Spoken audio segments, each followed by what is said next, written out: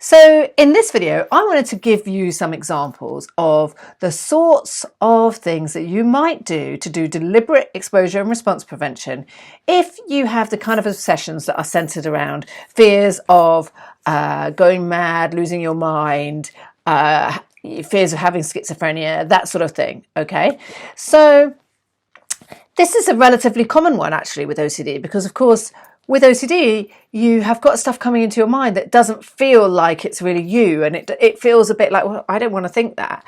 And that often has people worrying, well, what does that mean if I'm having thoughts that I don't want to have? You know, am I going crazy? And so we see that a lot. And the other thing is, it's one of OCD's favourite tricks, isn't it? It's like, well, maybe this isn't OCD. Maybe you're just going crazy. So here are a few examples of the kinds of things that you can do. First of all, you want to have a clear idea of anything that you avoid as a result of this problem. So anything you avoid for fear it's going to trigger you, or anything that you know triggers you even if you don't avoid it, and you're going to make a list. So that's a hierarchy that you're going to make. You can read more, listen more about how to do that on video 12. But basically, a hierarchy is going to give you a step-by-step guide of your own fears and avoidances, a way through going that is where we're going to do your OCD. That's your kind of map, right? Do your OCD? No, do your ERP. Okay, so that's your map, as it were, or a ladder. A lot of people like to think of it as a ladder. Okay, and the other thing you want to think about is, as well as avoidances, what else do you do to try and minimize the problem or make yourself feel better? So, you know, engaging with your thoughts and trying to convince yourself you're definitely not crazy. Comparing yourself to people who maybe have got a diagnosis of a mental health condition that you are worrying you have, like schizophrenia. Trying to push the thoughts away, trying to make sure you don't have them. Anything that you're doing, seeking reassurance, a classic, obviously. Oh, do you think that's crazy? You know, anything that you do to try and make yourself feel better. So that stuff we often would put on a vicious flower.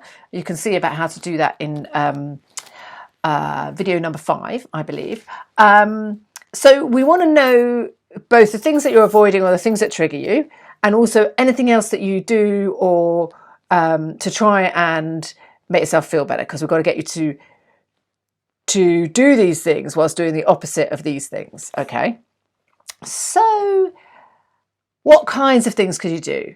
You know, if you avoid, for example, watching anything triggering, a lot of people would not want to watch a film with content about going mad or schizophrenia. So things like, it's a really old one, but things like One Flew Over the Cuckoo's Nest, A Beautiful Mind, which is all about someone with schizophrenia. So if that's the sort of thing you would find triggering, see where it is in your hierarchy, watching that kind of thing, you're going to deliberately watch it and stick with it. Don't escape when it gets scary. You've got to stay and watch the whole film without comparing, without trying to say, oh, it's okay, actually, I'm not like that, right? You just keep refocusing on the material that's being presented to you that may be triggering.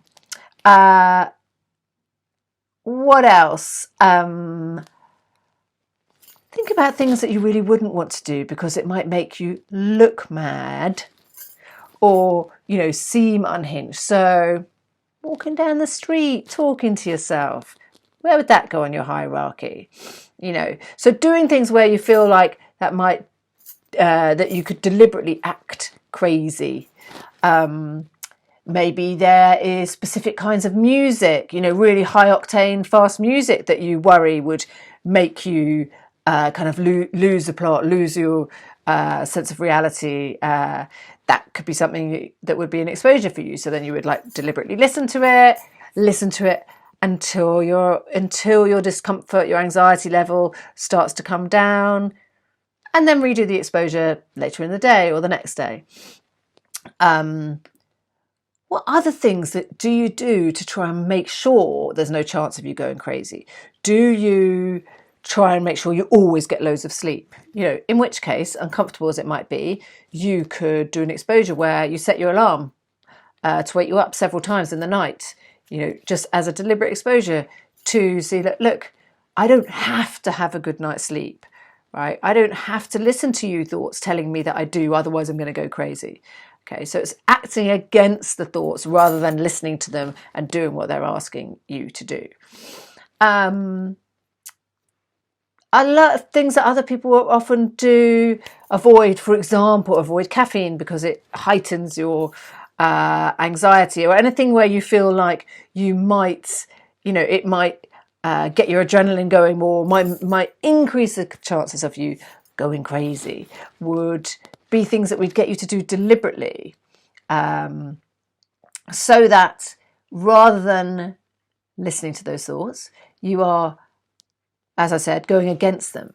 So rather than trying to convince yourself, oh, it's okay, I'm not crazy, look, you're going, I can do all these things. And yes, I might worry that I'm crazy, but I can still do them. And over time, the more you respond like that, the more you act against the thoughts, instead of trying to reassure yourself that you're not crazy, the less crazy you actually end up feeling. Okay. So those are just a few examples. Obviously, it's very person specific because it depends a bit about what your fear is, what are your feared consequences, that kind of thing. But this is just to give you an idea of the sorts of exposures that you could do, right? So I worked with someone recently, they watched some videos about schizophrenia on YouTube. And that was really triggering for them, but they kept doing it, and so it became less triggering. It may be that you need to make that much smaller for yourself to start with.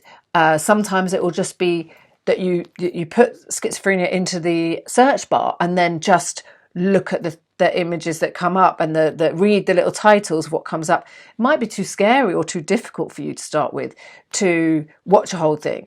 So it may be that you just get used to it like that. So fine, you put schizophrenia into the search bar, you read through it, and if you get triggered, you just keep going and you keep reading. And then maybe you reread and you can also do that, on a search engine online. Just put in schizophrenia, and then you read the little headlines that come up, those little 3 lines that come up after it. And sometimes some of it will be triggering.